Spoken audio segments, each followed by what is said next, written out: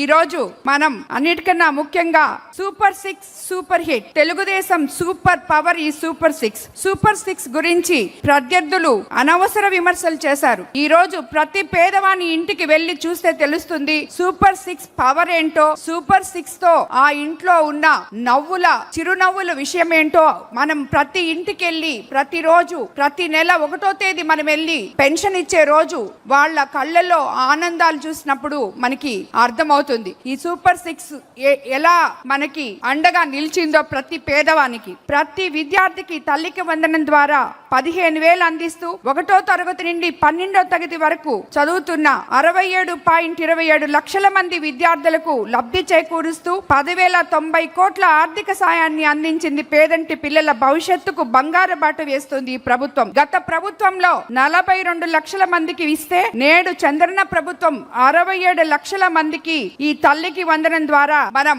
అప్తాన హస్తం అందిస్తున్నాం. గత ప్రభుత్వంలో కుటుంబంలో 2 బిడ్డలకు అమ్మఒడి ఇస్తామని చెప్పి హామీ ఇచ్చి చివరికి ఒకే ఒక బిడ్డకి ఇవ్వడం జరిగింది. నేడు ఇంట్లో ఉన్న ప్రతి బిడ్డకి తల్లికి వందనం అందిస్తున్నాం. ఇటీవల మా కోవూరు నియోజకవర్గంలో రామచంద్రాపురం అని చెప్పి ఒక మారుమూల ఉన్న విలేజ్ లో ఒక తల్లికి 4 బిడ్డలుంటే ఒక బిడ్డను చదివించుకొని ఒక 3 బిడ్డల్ని పనికి పంపాలనే ఉద్దేశంతో ఆమె ఆలోచన చేస్తూ ఉండింది. ఈ రోజు మనం తల్లికి వందనం ఎంతమంది పిల్లలుంటే అంతమంది పిల్లలకు ఇస్తున్న తరుణంలో ఆమె 4 బిడ్డలకి మనం ఇవ్వడం జరిగింది. 4 బిడ్డలు కూడా ఈ రోజు చదువుకోవడం జరుగుతుంది.